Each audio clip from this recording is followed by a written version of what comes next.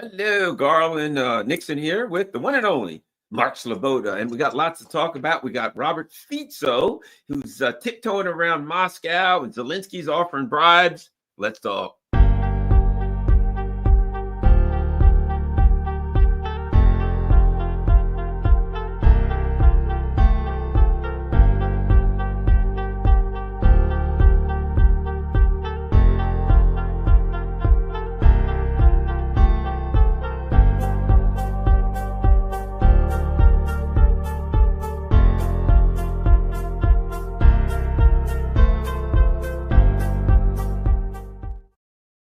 Hello, all. Here with Mark Sleboda. He's an international security analyst and professional cynic of the highest order. Mark Sleboda, how goes all in Moscow?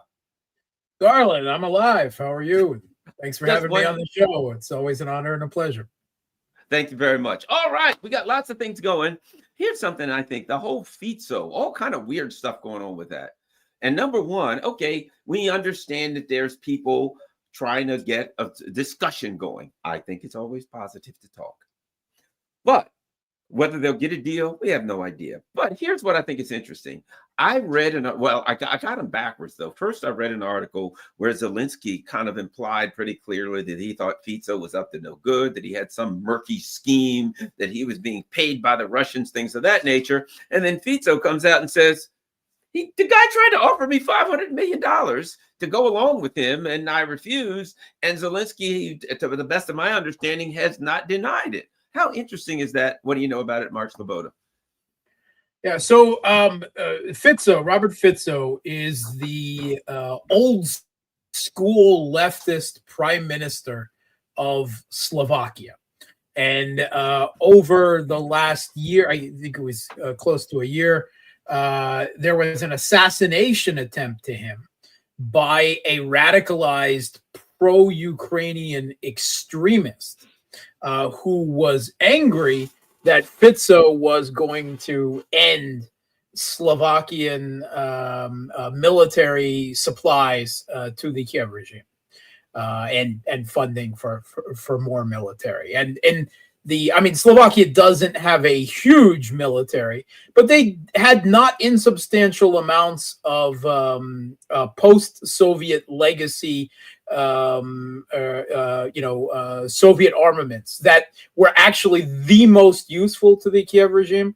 After the initial half a year, the former Warsaw Pact countries that are now part of NATO, they essentially constructed a new Ukrainian army out of this Soviet legacy equipment. It was actually the best for Ukraine because it's still extremely effective at killing people, and they knew how to use it, and they knew how to maintain it, and they knew how to do repairs on it and the like.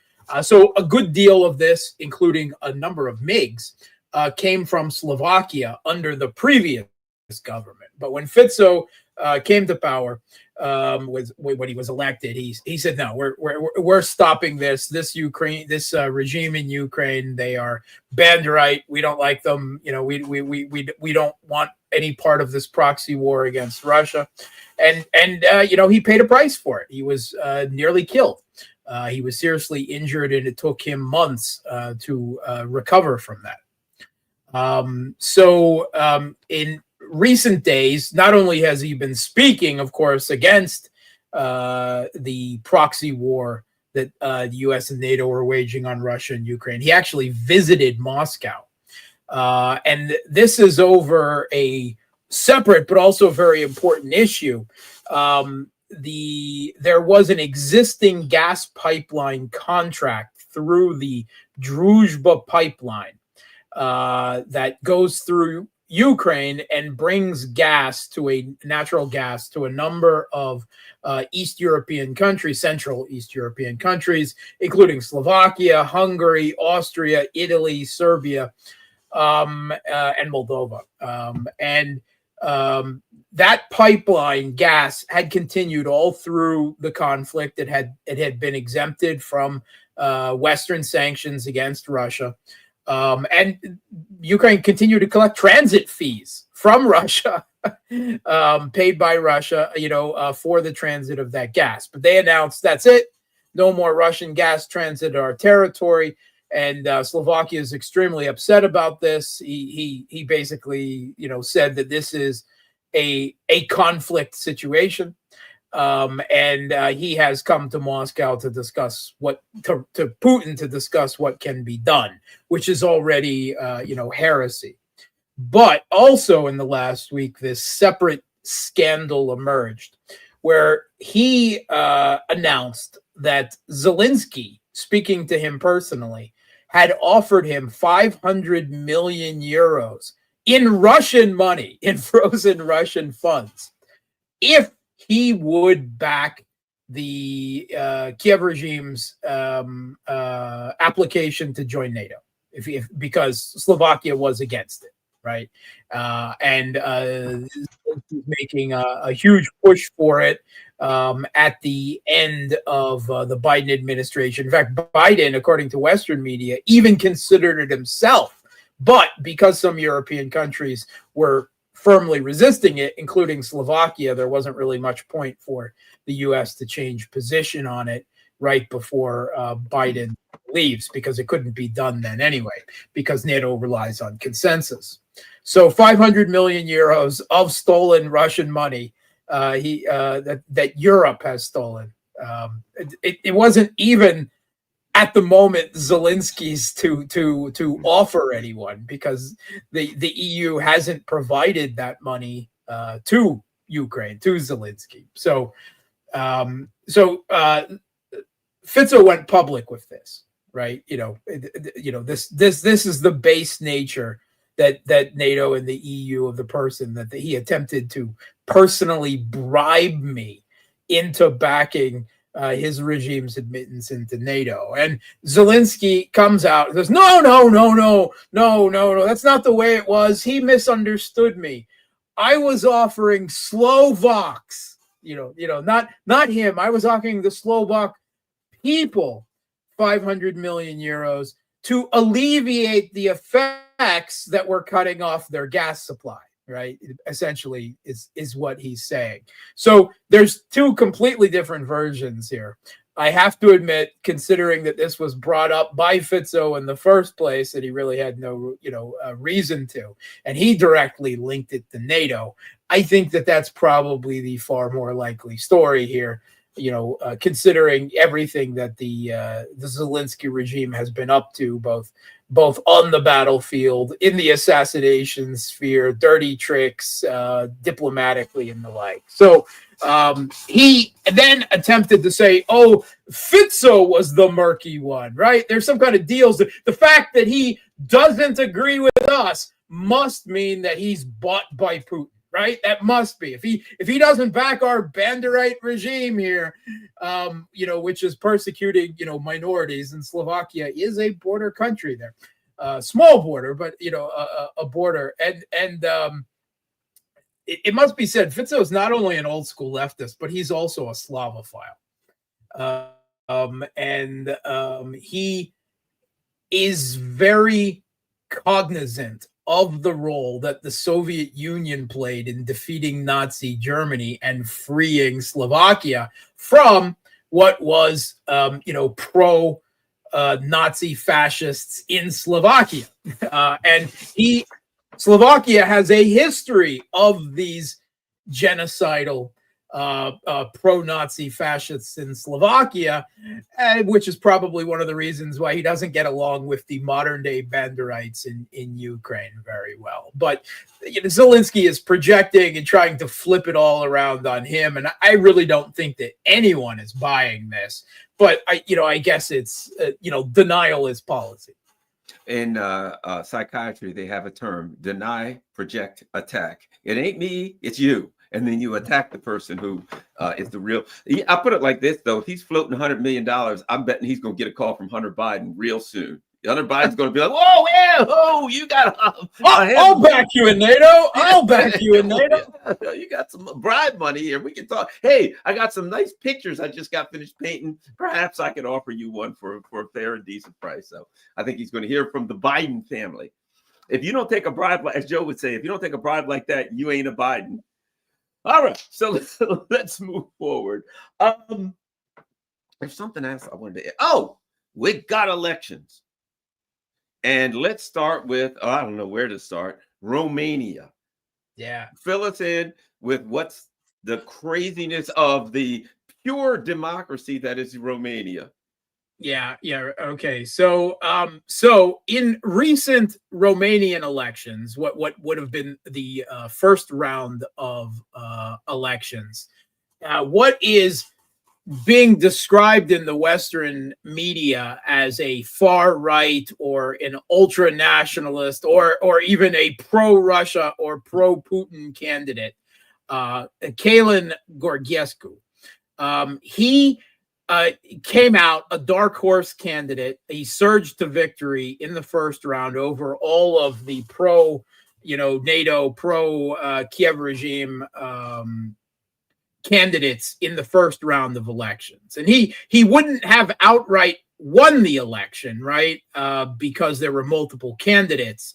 But polls showed clearly that in a second round, he would almost certainly win. Right, the second round would have occurred, regularly, but instead, the Romanian Constitutional Court came out of nowhere and said, "Oh, that election is illegitimate, and we're not going to have a second round, and we're going to have to redo the entire elections at some point in the future. Oh, and we're probably going to make sure that Gorgescu can't participate at all, right? Because he was reversing, Romania is a very important, border state with Ukraine. And, it would have made the continuance of the proxy war against Russia in Ukraine practically, well, it would have made, not impossible, but it would have made it much more difficult if, like Slovakia, Romania suddenly elected let's generously call it a Kiev regime skeptic president. So the rationale for the Romanian Constitutional Court to annul the results of the election under loud noise, similarly as we heard in 2016 in the U.S. Oh, the Russians interfered. The Russians interfered. The Russians interfered. So how did the Russians interfere?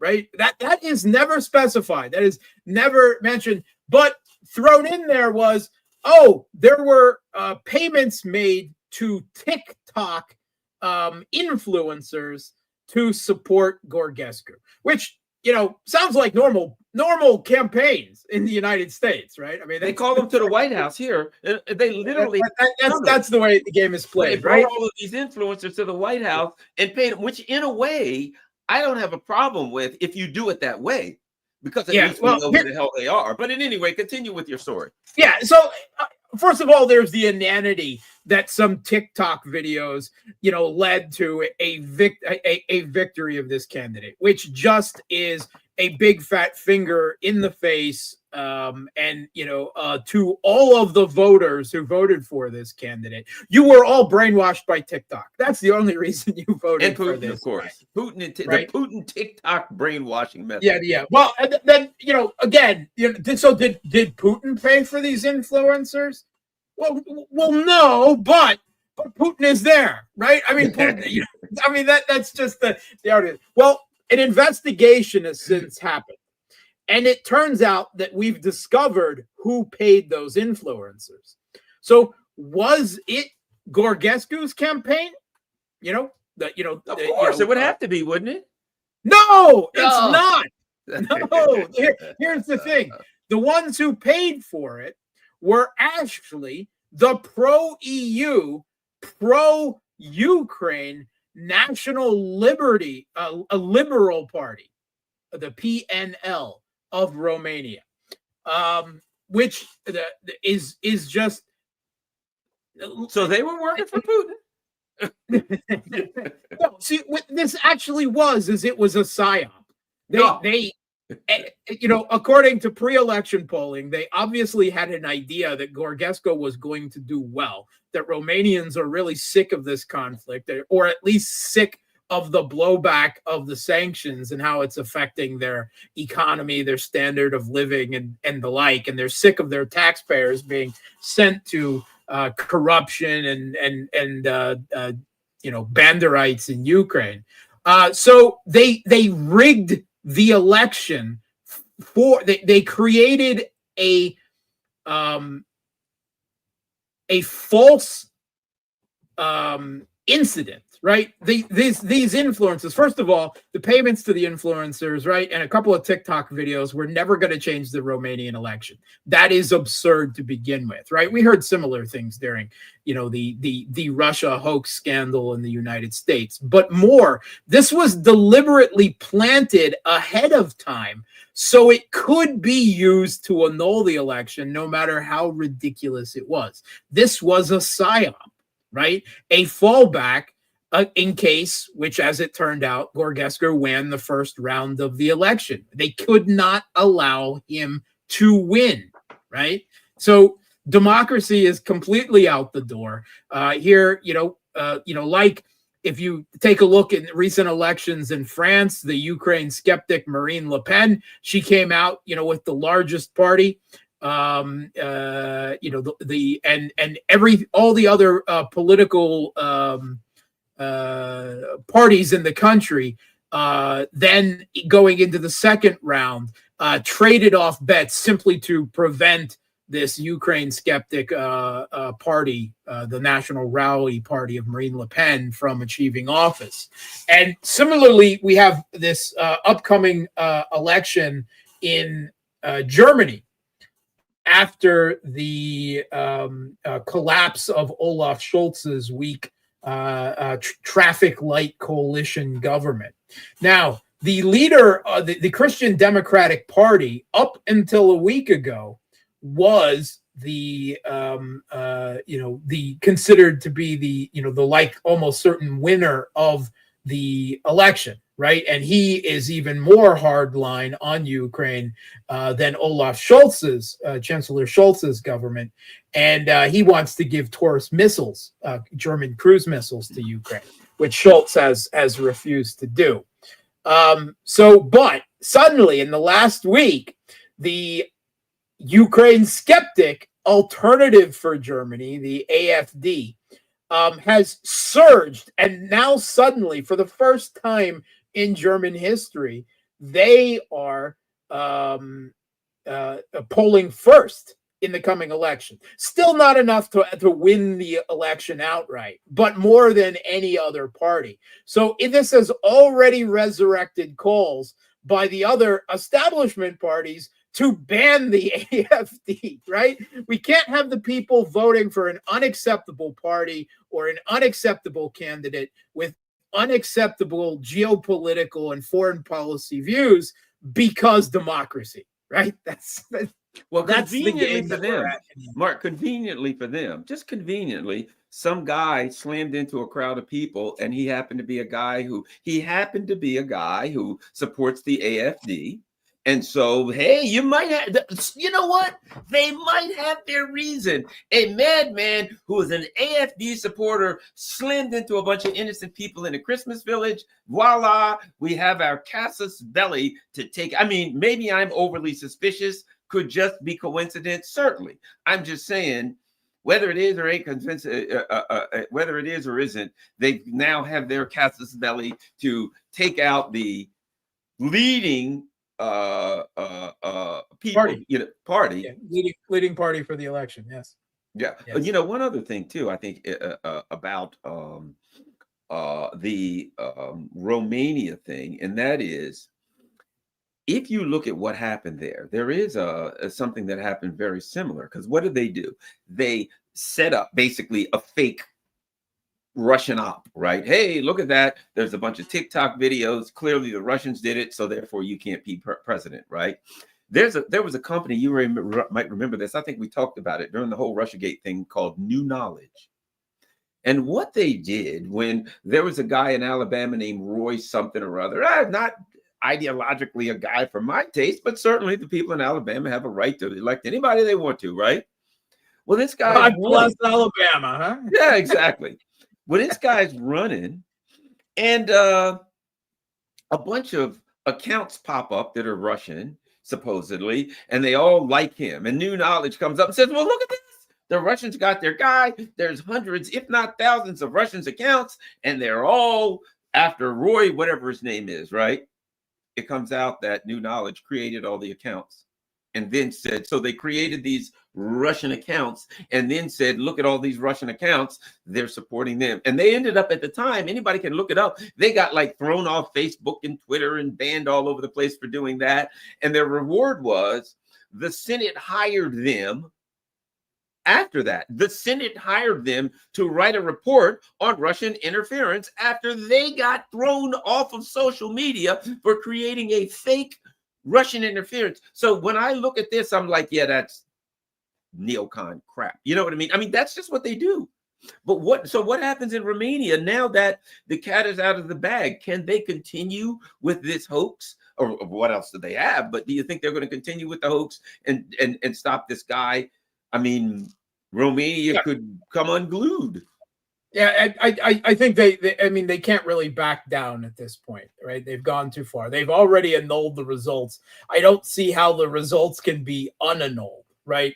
Now there are court cases pending, pushed by Gorgescu, but I think that right now his primary goal, though, is simply to make sure that he can continue to run if the election is held over again. There will, of course, be attempts to bar him from the election, right? It's already been, announced that there are intentions to try to.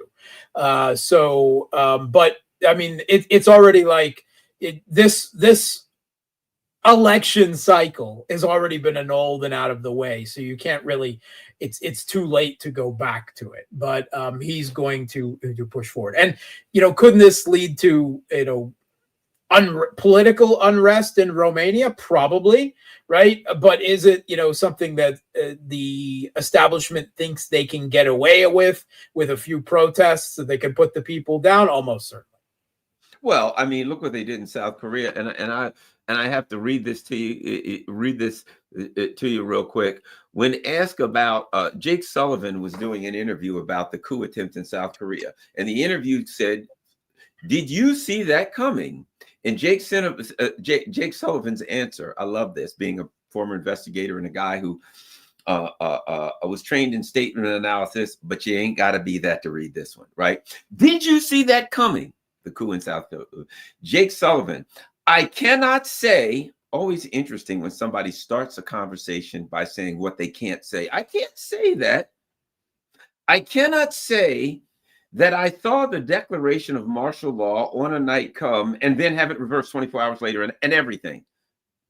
So the second thing that he says negates the specificity of the first one. He starts by saying specifically, I can't say that I saw the declaration of martial law on a night come. But then as soon as he adds, and then have it reversed, that afterwards he can clearly, if someone says, hey, you knew that was coming, he could say, no. I said, I didn't see it coming and be reversed. I didn't just say I saw it coming. The evidence is there, but I didn't think it would be reversed. It's, to me, the key to statement analysis is this: understanding that people don't want to lie, particularly when they think they'll be caught soon, and they try to find creative ways not to lie. Beware of deep state bureaucrats speaking in the negative. And obviously he ain't creative enough. And here's my point. These are the Freedom Summit for Democracy people, right? They put some people in charge of Syria. And they're right off the bat, they're saying, well, women are going to have to wear hijabs. Women can't teach in universities. Women can't be lawyers, doctors, or judges. Well, wait a minute. Didn't you go after Iran for this hijab law? Oh, Iran says women have to wear hijabs. Yeah, but at least they're still going to have a head.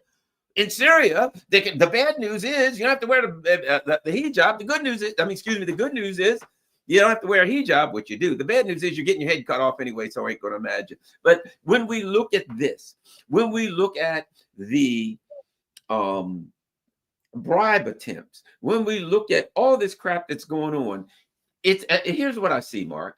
Trump lost and they got till January 20th. And the mask is off. They're like, you know what? Let's not even pretend we're for democracy anymore. Let's bribe. Let's try to rub people out. Let's lie. Let's try to overthrow governments. It's like, why should we bother to try to look like the good guys anymore? We're liars, cheats, thieves, and ghouls. Let's have some fun on the way out, Mark. Yeah, they've got a little bit less than a month left, but it's been perfectly obvious over the last month that Biden is doing everything he can to burn the world down, including the U.S. Before he has to turn over power to Trump. That he's doing everything he can to provoke Russia. He's actually creating economic conditions in the U.S. that will immiserate the American people, that will see gas prices rise, right? With the new sanctions that are put on Russia, on Gazprom Bank. He avoided these sanctions previously because it's, completely acknowledged that this will raise the global price of oil and thus gasoline astronomically. So he didn't do it before, particularly not when he was running for office, right? And now that he's lost, though, he doesn't care what happens to the American people. And if he can set the stage of a bad economic conditions for Trump going in and give another one to Russia on the way out his door, or what he imagines is giving another way. This is always the stupidity of sanctioning a commodity supplier of a absolute, a finite commodity that everyone needs. Because it will make Russia harder for Russia to sell oil in some parts of the world.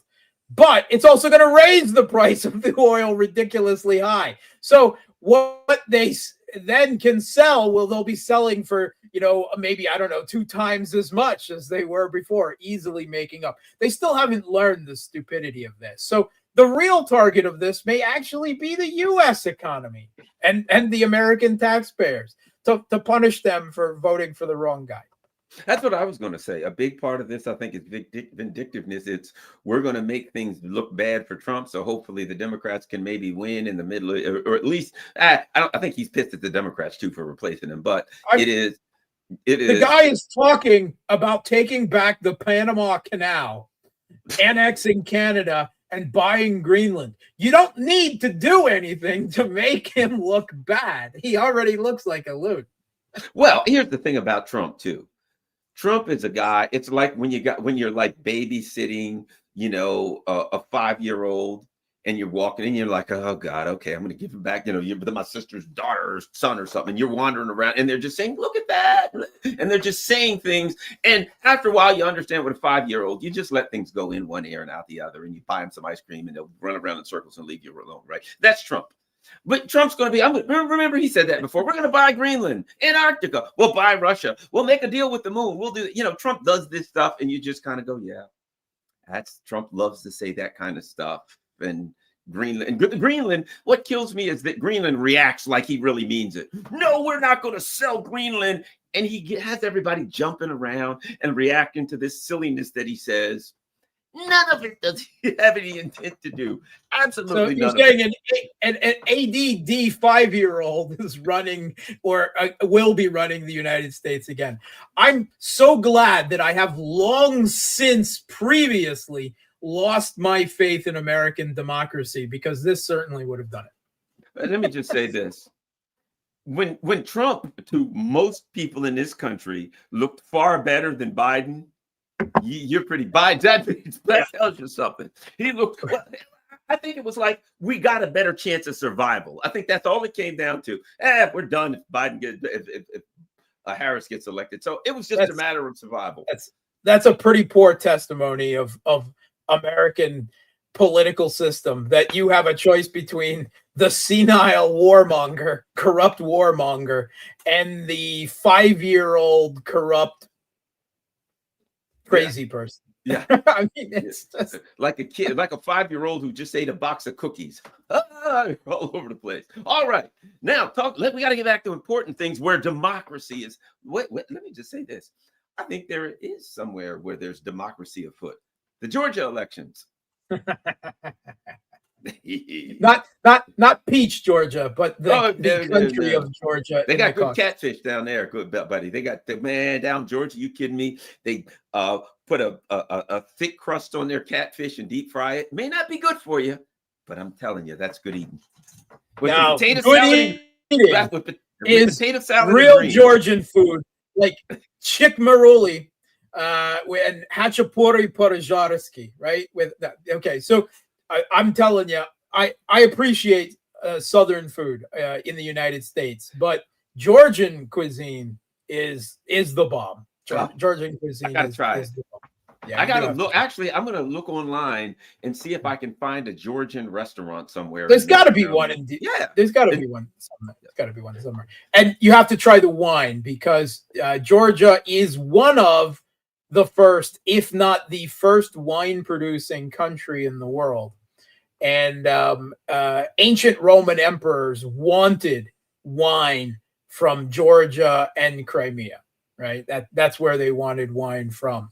And their wines are not dry wines. That's something that only came with the West when during the Middle Ages, because of the Islamic conquest, the Black Sea was cut off from trade, and Europeans had to get used to growing their own grapes and making their own wine, and all they could get was this dry wine in France, and they just decided, well, that's what we're going to have to like.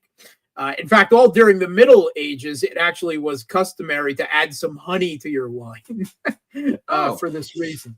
But Georgian wine, it's not sweet wine. It's not like a dessert wine. Georgian red wine, like guanchara, it's what you would call half sweet. It is incredibly, dangerously drinkable. It's not for everyone. Everyone's got different tastes. If you really like dry red wines, okay, it's not going to be your thing. But I love it, and I think everyone should try some guanchara or some kismaroli. Georgia has some, and they have some wonderful white wines as well. That's an awesome looking salad there, brother. I am not paid for this advertisement by the Georgian Dream Party government. That's some good looking stuff there. Woo! Yeah, they use a lot of nut sauces, sauces made from nuts, a lot of pomegranates, really very unique flavors and spices that you just don't get anywhere else in the world. Wow. Yeah, it looks pretty awesome. And death by cheese. Death by cheese. Oh, good cheese, huh? Good cheese, I take it. Yeah, very good. Anyway, so their election. They have sounds good. Yeah, so far. The food and wine is the most important part of Georgia. But anyway, so there were elections, and the ruling Georgian Dream Party won again. Their prime minister has been quite clear that NATO countries wanted him to open a second front against Russia, and he's like, we don't want any part of your proxy war. We don't want any part of your sanctions. You know, they're presented as pro-Russian. They're not. Right? They just don't want to go to war with Russia again, right? They want good economic relations with Russia and with the West, but that's not an option that the West considers anymore, right? You're either against Russia or you're against us, right? That's the way they view it. So the Georgian Dream Party won the election handily, as was expected, it must say, because that was what pre-election polling said. It's what the election polling, right while the election was conducted, the polling was saying, and it was the official election results. Now, Georgia has a ceremonial office of president, right? But it is a parliamentary country. However, the president, Salome Zorobichvili, she actually just became a Georgian citizen a few years ago. She was actually a French citizen. Not only was she a French citizen, she was the French government's ambassador to Georgia. So she changed citizenships just so she could run for president. And in what she was promoted actually at the time by the Georgia Dream Party, which they have since apologized for. They're like, we don't even know what we were thinking. We had no idea she would do this. But she is extremely angry at the government for not taking a violently anti-Russian line, right? For not, backing the West in this proxy war against Russia. And again, it's not like they love Russia. They have their issues with Russia, but they don't want to cut off trade with them. They don't want to go to war with them again, right? That's the opinion of they're pragmatic, right? And They're maybe not even suicidal. they're not suicidal. This goes far beyond pragmatic. Hey, Garland Nixon doesn't want to get in a ring with Mike Tyson. He's pragmatic. So anyway, because the president of Georgia is it's not actually a popular election. It's nominated by the parliament. She was due to be replaced at the end of December, right? Okay. And they've already chosen her replacement. But she is saying that the election is invalid because the results were pro-Russian. That's it, right? As she calls it, right? Because she says that the election was a script written in Russia. And she's refusing to accept the results. She has been a figurehead for pro-Western protests on the street against the election results, calling for the overthrow of the government. It's obviously another regime change attempt, backed by the West. In fact, the Georgian police noted that 1/3 of all the people that they detained at these protests for illegal actions weren't even Georgians. They were Europeans and Ukrainians that were, well, not bussed, but, flown in or to Georgia or, whatever, because we can't let Georgia, escape the geopolitical orbit of the EU. They're supposed to serve their role as a second front against Russia. So she's refusing to step down. She says the elections are illegitimate. Now, here's the thing. The pre-election polling, the exit polling, and the election results all said the same thing, that the Georgian Dream Party would win. She's got no evidence to back her assertions. In fact, Viktor Orban, the prime minister of Hungary, went and said that these accusations are nonsense, and he congratulated the Georgian Dream Party for winning again. Even the OSCE, the Organization for Security and Cooperation in Europe, this Western-dominated organization that puts their stamp of Western approval on elections, they had to admit that technically the election was fair, right, and free, and on technical terms, and that there was a plethora of diverse candidates to choose from. They had their complaints. So, of course, they had to have their complaints about the election. And it wasn't anything technical, or it wasn't that the election was rigged. They said the Georgian society was very polarized. Yeah, so is every American election. I mean, the last time I checked, every American election is extremely polarized. There were just 2 assassination attempts against Trump in the last few years, right? And they said that that the ruling party had an unfair. They didn't quite call it advantage. Like, it's not like they deliberately abused power, but had structural advantages. Yeah, it's called incumbency. I mean, that's elections. So anyway, the bottom line is the OSCE had to grudgingly admit that the claims of that the election was rigged, or that it was unfair in any way, are false. They just don't like the results either, right? That's so. Again, pre-election polling, exit polling, final results. Obviously the majority of the Georgian people haven't joined these protests. I mean, it's substantial. Some 35% of the population backs this, right? It's not completely unsubstantiated. They probably won the capital city of Tbilisi. They just lost in the rest of the country. And also, of course, the pro-Western parties are fractured and split. It's not all one party, so it would have been a mess anyway. But she's refusing. She's still refusing to accept the results. She says that she's the only legitimate political power in Georgia and is calling for new elections. She also recently gave a speech, I believe it was to the EU Council in Brussels, where she was. You have to listen to the speech because it is so obvious that she is calling for the EU to recognize the geopolitical importance of Georgia and therefore to relaunch regime change operations in Georgia. Even sending troops if that's whatever it takes, whatever is necessary. So, but the bottom line is the Georgian Dream Party, the ruling government, is keeping good control on the streets. They're not going to, they said, all right, we are not going to allow another Maidan here in Georgia. We already suffered through Saakashvili, thanks. There will be no repeat of the Rose Revolution either.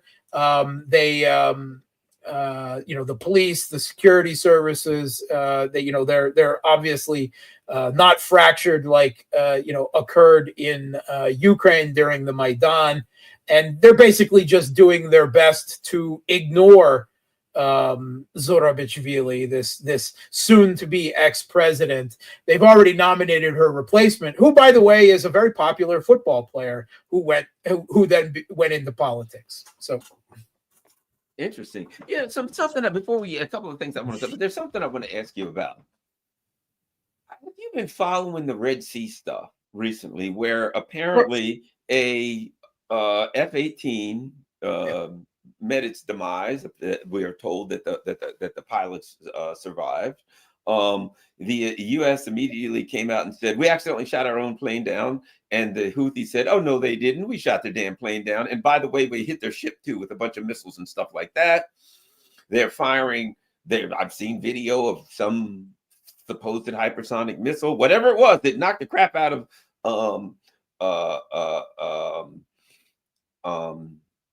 Tel Aviv. The U.S.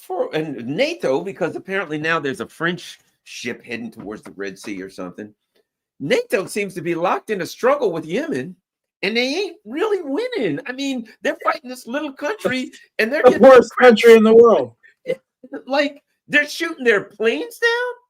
Yeah, it has just emerged from nearly a decade of war by then U.S.-backed Saudi Arabia to install a pro-Saudi government in Yemen. So Yemen, one of the poorest countries in the world. At this point, what we're talking about is the Ar Salah movement, which controls the capital and a large part of, the largest part of Yemen, right? They're commonly referred to as the Houthis.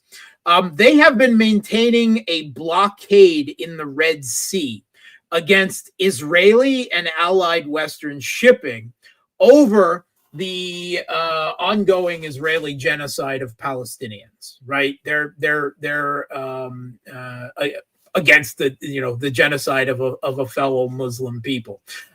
So as part of that, they've been launching drones, ballistic missiles, cruise missiles, not only at Israeli and Western shipping going through the Red Sea. They've got no problem with, by the way, with everyone else's shipping, Chinese shipping, Russian shipping, anyone else in the world who is not actively backing Israel. They're fine. It's just Israeli and Western shipping.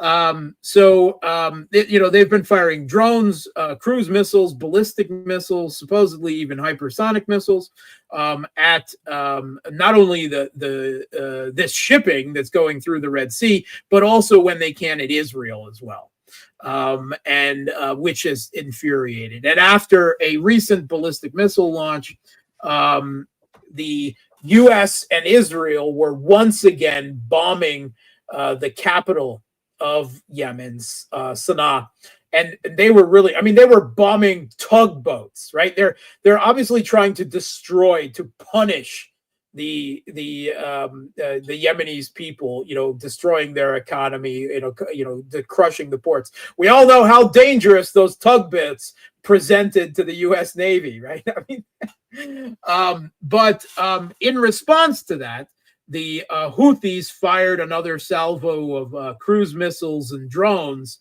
at the U.S. fleet that was conducting the bombing.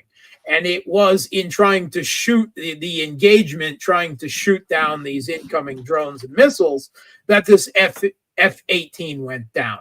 Now, both pilots were supposedly recovered. The U.S. says it was a friendly fire incident. The Houthis are saying that their air defense brought it down. It must be noted that Yemeni's air defense has brought down, I can't even count how many MQ-9 Reapers. I lost count, right? I know there was 8 at one point. I lost count at 8. It's more than that at this point. I'm pretty sure it's a number. It's significant, right? Considering that each one is millions. Now, it's a lot harder to bring down an F-18 flying much faster and higher altitude, but it's not like it's impossible, right? So here's the question. If the U.S. says that it was friendly fire that brought it down, okay, friendly fire incidents happen. The U.S. usually laughs when they happen to other countries. But what is up with the U.S. IFF, the Identify Friend or Foe, right? That systems, it should have been impossible to fire at an F-18, right? So there's a lot of questions that, exactly how it was brought down and what's there. And the U.S. has been trying to ignore the Houthis having shot down so many of its Reapers. They've denied that any of their warships have ever been hit by Houthi missiles. They just can't bring themselves to admit that their game of whack-a-mole against the Yemenis, who have endured, again, nearly a decade of U.S.-backed Saudi airstrikes with U.S.-made aircraft and U.S.-made bombs. They know how to endure this stuff, right?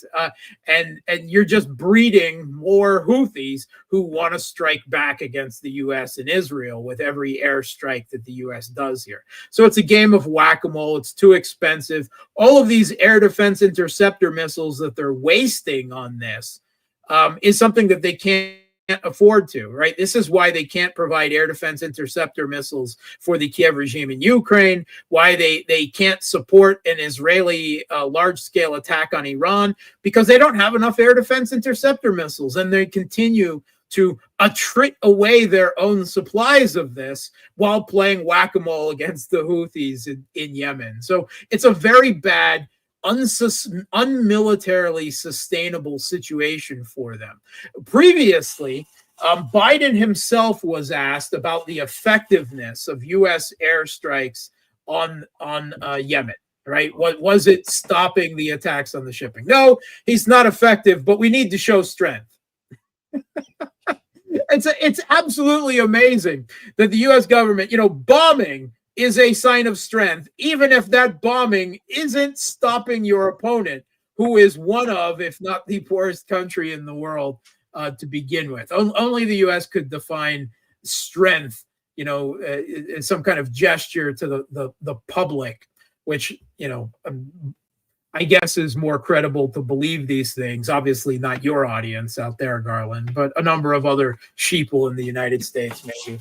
But this is another feces show, right? They're not, in all of this, they're punishing the people of the poorest country in the world for refusing to stand by and accept Israeli genocide. And I have to say, with Hezbollah tapping out with a ceasefire with Israel, the only political, if you want to consider them a country or not, that really doesn't make any difference. The Houthis are the only ones who are actually taking action against Israel for the genocide, the ongoing genocide of the Palestinians in, what should be Palestine. And I'm not sure. I think we really need to ask ourselves, does that make the Houthis the most moral people on the planet? Who the ones who aren't standing by watching a genocide and are actually doing something about it, right? Even if I've talked to people who disagree with their methods of a blockade of Israeli and Western shipping. I don't have any problems with that at all myself. But I think the question needs to be asked: why aren't we? Who else in the world is doing something to stop what is happening in Palestine? No one. The Houthis. So. And the Houthis, because Yemen now says, "Oh, we're going to do to them what we did to everyone else. We're going to blast them. We're going to blow them up." And Yemen said, "If the U.S. attacks us, because they see Israel and the U.S. as one, obviously, they said, then we'll attack U.S. interests in the region, and there'll be no red lines." And you know what? I believe them. I believe them. I mean, look, these people truly believe. If you read their former leader, the guy Houthi, al-Houthi, said that one day the God would bless them to confront the Israelis and the Americans. As far as they're concerned, this is a religious prophecy. They ain't turning this one off. There's no way you can get them to stop the fire. They're a Shia movement, right? A Shia organization, similar to Iran. There's no evidence that they've ever resorted to terrorism, right, or anything like that. They have declared themselves participants in the conflict against Israel, right? So, what is there to say there? But I don't know if you're a fan of science fiction, Garland. I love it. Love sci-fi. So I'm going to tell you right up, the Houthis are the Fremen, right? Just going to put that out there. Now, what was that? I don't know from that. What was that? Was that Star Trek? Dune. Oh, I had never watched Dune. And tell me about the Fremen. Don't watch it. Read the book. It is one of the foundation stones of science fiction literature. Yeah, watch the movie too, but read the book. Frank Herbert, incredible, uber political and philosophical sci-fi. Oh wow, that sounds like my kind of stuff. We got a few more minutes. So, Mark, here's one that I think is of consequence. EU depleting gas reserves at fastest pace since the onset of the energy crisis. Let me tell you, I'm in Maryland, which usually is not terribly cold. It's usually, it's warmer than a lot of places. It's still in the southern area. A lot of 40s and 50s you see here in the wintertime, right? A lot of 40s and 50s. That's what we get a lot of. Okay. May drop down and get cold, then it jumps back up in the 40s and 50s. It's been cold. It's been a very cold year so far. And my understanding is that has been the case in Europe, and things ain't looking good for the energy issue. What do we know, Mark? Yeah, I mean, of course, this brings up lots of, old references about Russia's general winter. That winter, back to World War II and even previously. And it has to be said that over the last couple of years of this conflict, Europe, having cut themselves off from Russian gas and energy. That and the U.S. blowing up the Nord Stream pipelines, right? With help from some others. Unless you believe this story about a rando bunch of Ukrainians in the SS Minnow blowing up this other story. Yeah. But, they've gotten kind of lucky with very mild winters for the last couple of years. And so far this winter has been cold, right, in Europe. And it looks, the predictions are that it will get colder, right? The cold will be sustained. So they're burning through their gas storage at a clip more than twice what they were last year at this time, right? So they're looking that if this weather continues, they will run out of gas before the end of the winter, or they'll be so close that that they won't be able to stock up for next winter. A very bad situation. And now, of course, most European countries have to buy liquefied natural gas for the most part. Now, they're still the funny thing, of course, is they're still buying liquefied natural gas from Russia, because that was never, and they're buying it sometimes like it's going out of style, even though it's much more expensive than the piped gas that would have been sent to most of them. And and which could have been provided in much greater quantities.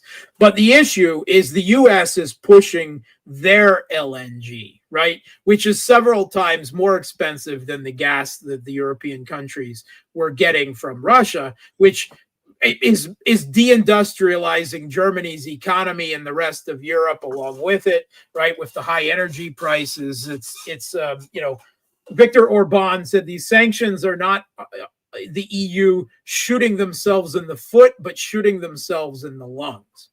And this gets more interesting. Not only are they running out of gas and burning through it, but Trump has already started threatening them, right? Like a mafia, like straight up, like a mafia thug Don. He is telling Europe, you will buy our liquefied natural gas and oil in enormous quantities. And if you don't, we're going to tariff you, right? Straight up thuggish blackmail, right? I mean, this is going far beyond the protection racket thing, right? The U.S. has maintained for a long time. This is straight up, we will punish you economically unless you buy our gas. It's a stick up. Ginormous quality. Yeah. It's a stick up. It's a stick up. You know what I mean? He's a stick up artist. He's basically, the gun is the threat. That's all it is. It's a stick up. You will give me your money or I will use this weapon to hurt you. It's armed robbery. Wow. Let me ask you this. There are a lot of, I want to get your thoughts on it as we're heading out. All righty. The Trump people, more so than ever, it's clear. I'm going to say this. It's pretty clear in Trump world. They can't. And I tell you, we've talked about it. And I do a lot of anecdotal stuff. You know what I mean? I've been pretty good on my political predictions and, who's going to win. I picked Trump twice. I didn't know in 2020, but I picked them this time. And I picked them in 2016. I'm 2 for 2 with Trump. But a lot of times what I go by is, the word on the street, right? Based on what the word on the street, it's obvious the Trump supporters want the hell out of Ukraine. They hate it. They hate Zelensky. They hate everything to do with him. They feel like that, as you said, that they actually, if you talk to them, they feel like the Trump people, the Ukrainians tried to kill Trump. Let's not forget the guy that was on the 5th hole with Trump had been in Ukraine hanging out with the intelligence stuff. Okay. Notwithstanding their ability to get it, to get a deal, apparently one of the things that happened recently was the Trump people or somebody said that Putin wants a meeting with Trump as soon as possible. Apparently, Peskov says, no, that was never said. You know what I mean? Trump's really pushing it. There's a lot going on, but Kellogg's saying things. The Wall Street Journal's got an article out now. Don't talk to Putin, whatever you do. Your thoughts on this Trumpian push for a deal and what you think of it? What's going on? Of course, Fico there, apparently, Fico being in Moscow, apparently there wasn't much of a transcript written, apparently a little bit of what they said, but a whole lot wasn't. There's discussions going on. It's clear, Mark. There's behind the scenes discussions going on. What are your thoughts on all of this? Yeah, so I'm willing to believe that the Trump team has been using Orban, the prime minister of Hungary, as a kind of go-between, right? Exchanging messages. We're not going to tell you to say this to the Russians, but we're going to say this to you. And if it gets said to the Russians, that sort of thing, exactly. Right? I'm not so sure about Fico, though, because Fico is far left. I mean, that's really outside the Trump comfort, the Trump people's comfort zone. I mean, is he tight with Orban? Are they good friends? No. I mean, I've heard people say that. They are political allies on the issue of Ukraine and some other issues like that. But to call them good friends, I have not seen any evidence of that. They come, it's it's not so unusual that the far left and the quote far right, they're always far if they're outside the hegemonic center, would have issues in common. And I've long argued that in Europe, the two need, the alt-right and the far left need to find common cause to beat the hegemonic center. So there's room for them to work together. But and it's happening here I too. think it would be taking things too far to say that they were good friends.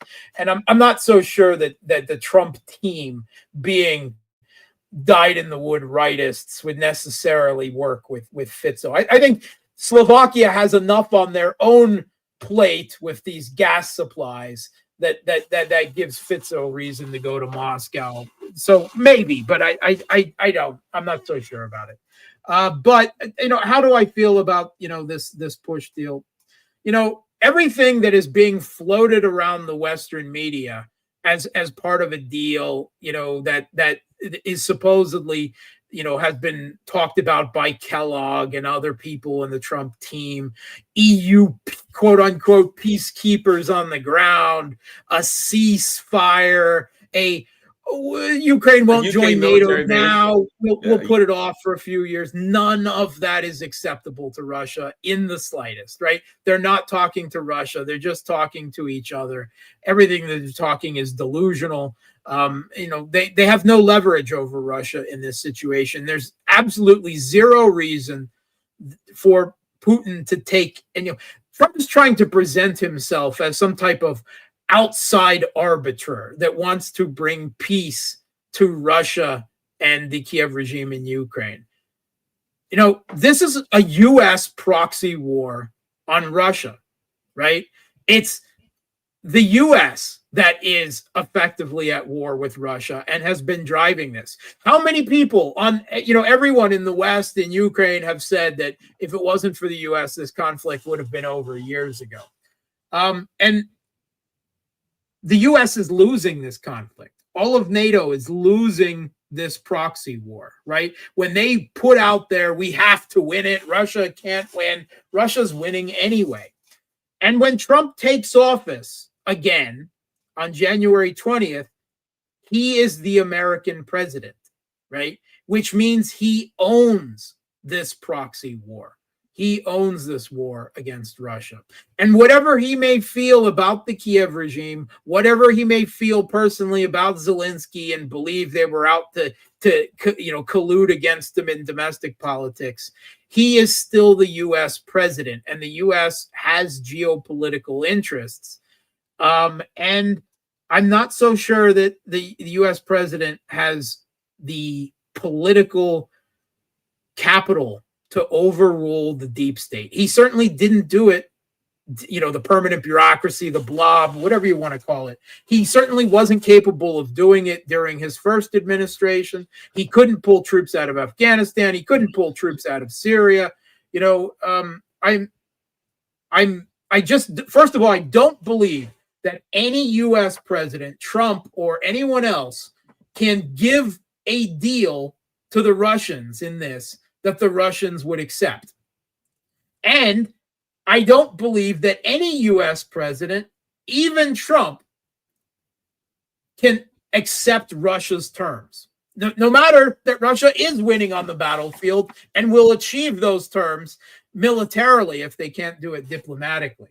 I see that this is an impossible situation. In fact, Trump, by saying that he's going to solve this conflict, may be setting himself up for a political situation that is a fall for him. And all of these neocons he's hired around him will be saying to him, Putin said no to you. Putin is allied with the Chinese Communist Party and the mullahs in Iran. I know that you like the guy, but if you want peace, you need to show strength. If you want to de-escalate, you've got to escalate, right? This is exactly what they're going to be feeding him. And what else is he going to do? He's the leader of the free world, and Putin's going to say, "Niet, thanks, but no thanks. Your deal is unacceptable to us." What is he going? He already said that he's going to flood Ukraine with weapons, even though he's also admitted that the U.S. doesn't have the weapons to flood Ukraine with, not of the type that Ukraine needs or can use in this conflict. But where does that lead? I don't know. But there will be. I'm afraid that the Biden escalations you'll find a brief pause where Trump makes a foray into this, and Putin's always said, we're open to talk, but talk is one thing, right? We're not going to accept any settlement that is not on our terms. And this guy in Kiev is completely illegitimate. We can't even sign anything with him. So I'm afraid that this is going to be there's going to be an initial calm before the storm. And then Putin is going to say, yeah, that's really interesting, but no, and we're winning. And we've got no reason to accept your deal on your terms, right? This is our terms. And if you don't accept that, then we'll continue on the battlefield. And then what does Trump do? Is he just wash his hands and walk away and says, I never really liked Ukraine anyway? And then he will be the president that turned Ukraine over to Putin. And I don't care what he thinks of Putin. No U.S. president can have that type of moniker and legacy hanging over him. So I'm afraid he's going to be sucked into this. And I think he set himself up for failure by his, as you have said, his grandiose rhetoric. Oh, I'm going to bring peace in 24 hours. Not only do I not think he can bring peace in 24 hours, I don't think he can bring peace. It's not recently. his. What's interesting is the last thing he said was, he said this recently. He says, I'm going to bring peace in Ukraine and the Middle East. He says, and listen, here's what he said. He said, but I think that it's going to be harder in Ukraine than it will be in the Middle East. And you know what? I think he's right. I mean, neither one of them is easy, but I think he's right for the reasons that you said. You know what I mean?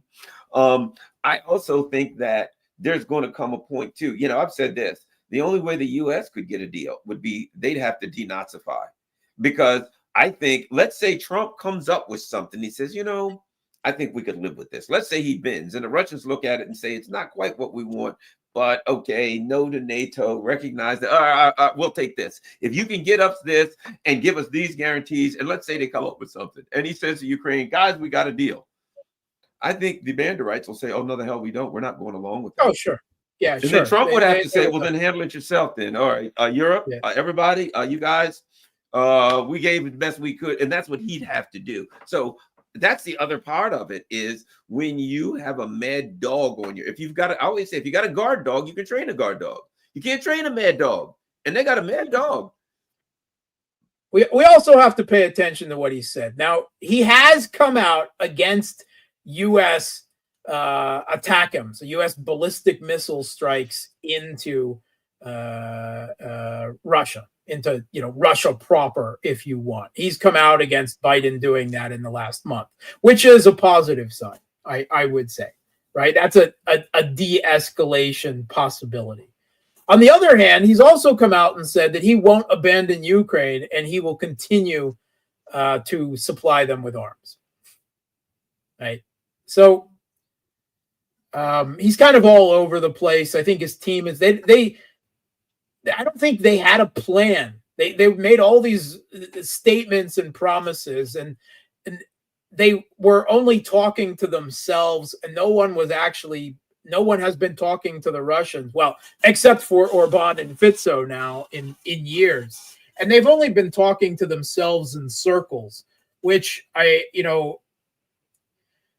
the U.S. has started to think that diplomacy is not something they do with people they don't get along with to keep the peace and to defend their national interests. That diplomacy is a gift that that the exceptional country gives to those. We don't even talk to you unless you're already, kissing our butt. Right, essentially, unless you've aligned yourselves with us, and that is just madness, right? It is this messianic supremacist belief in their own moral superiority.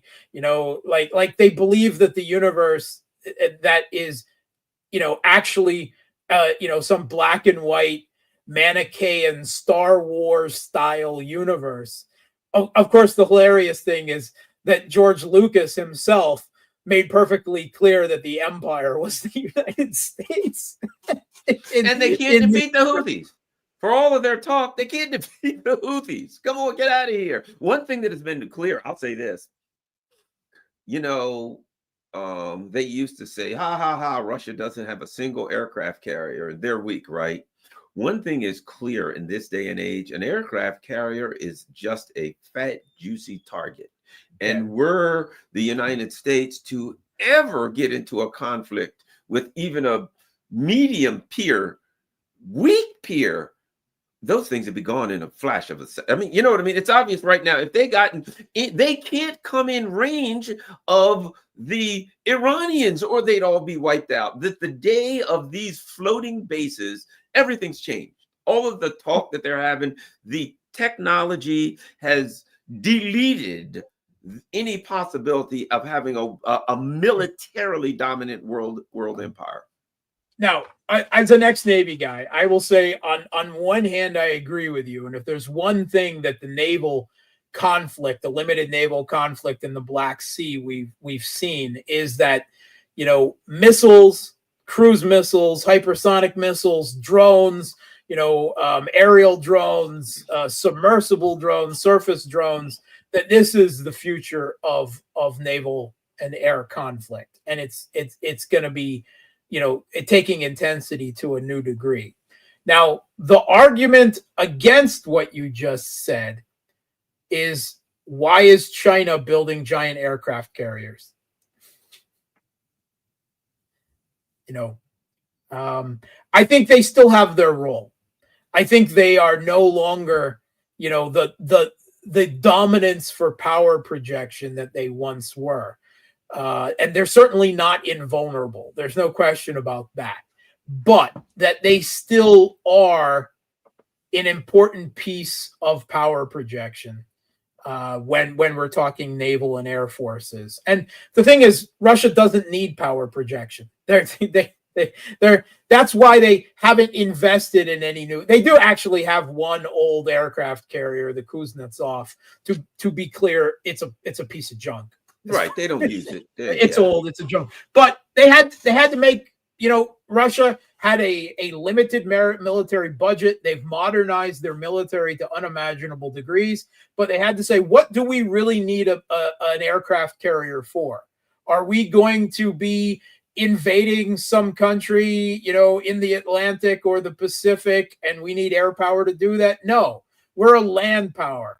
Right. And all of the conflicts we're going to be involved in are going to be on our borders. Right. We're not, our geopolitical horizon doesn't go that far that we need to project power. And what we do need to project power, what Russia has not given up and continues to be at least on a peer on the U.S. with his submarines.